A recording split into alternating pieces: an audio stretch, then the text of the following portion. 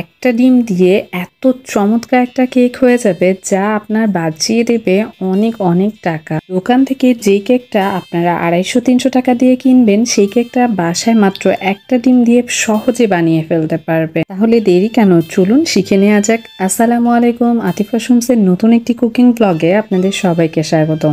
আজকে আমি প্রচুর পরিমাণে খুশি, কারণ আজকে আমি প্রথমবারের মতো একা একা কেক বানিয়েছি, তাও আবার মাত্র একটা ডিম দিয়ে। এখানে আমি মাত্র একটা ডিম, 1/3 চিনি, 1/3 তেল, এই দুটো জিনিস নিয়ে খুব ভালো করে ডিমটাকে ফেটে নিলাম।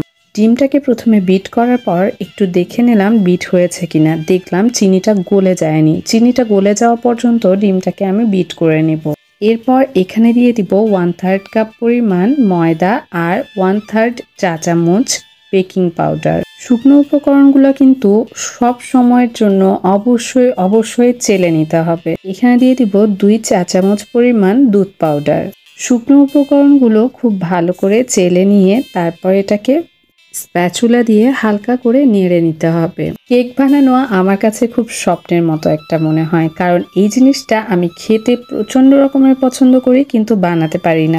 এই পর্যায়ে আমি এখানে দিয়ে দিচ্ছি অরেঞ্জ জিস্ট, আর যে কোনো মিষ্টি জাতীয় জিনিসে মোরব্বা আর বাদাম দিতে আমি খুব বেশি পছন্দ করি। আজকে একটু তাড়াহুড়া করছিলাম তাই বাদাম দিতে পারিনি। স্প্যাচুলা দিয়ে খুব আলতো করে নাড়তে নাড়তে ব্যাটারটা ঠিক এরকম হয়ে আসলে বুঝতে হবে আমার ব্যাটারটা কমপ্লিট হয়ে গেছে।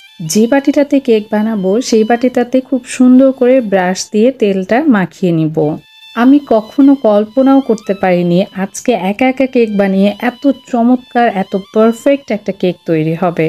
এই পর্যায়ে বাটিটাকে একটু হালকা ট্যাপ ট্যাপ করে নিব। ফ্রাই প্যানের উপর কাগজ দিয়ে তারপর স্ট্যান্ড দিয়ে এটাকে প্রিহিট করে নিয়েছি। এখন এখানে আমি বাটিটা বসিয়ে দিব। বিশ্বাসই হচ্ছে না যে এই কেকটা আমি বানিয়েছি, আর এত অল্প সময়ে মাত্র একটা ডিম দিয়ে এত মজাদার একটা কেক হতে পারে যেটা কল্পনার বাইরে। এখন তো আমি একাই কেক বানানো শিখে গিয়েছি, এখন আর দোকান থেকে কেক কিনতেই হবে না।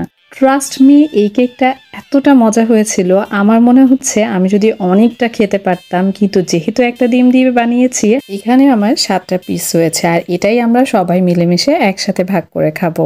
বাসায় যদি মাত্র একটা ডিম দিয়ে এত চমৎকার একটা অরেঞ্জ ফ্লেভারের কেক বানিয়ে ফেলতে পারেন, তাহলে বাইরে এত টাকা দিয়ে কেন কিনবেন? আমি তো আর কিনবো না ভেবে। আমার ভিডিওটি যদি ভালো লেগে থাকে অবশ্যই শেয়ার করে আপনাদের টাইমলাইনে রেখে দিবেন, যাতে করে পরবর্তীতে আপনারা এটা দেখে আপনাদের কেক বানিয়ে ফেলতে পারেন।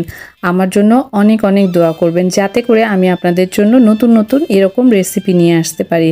সবাই ভালো থাকবেন, সুস্থ থাকবেন। আসসালামু আলাইকুম, আতিফা শুমসের সাথেই থাকবেন।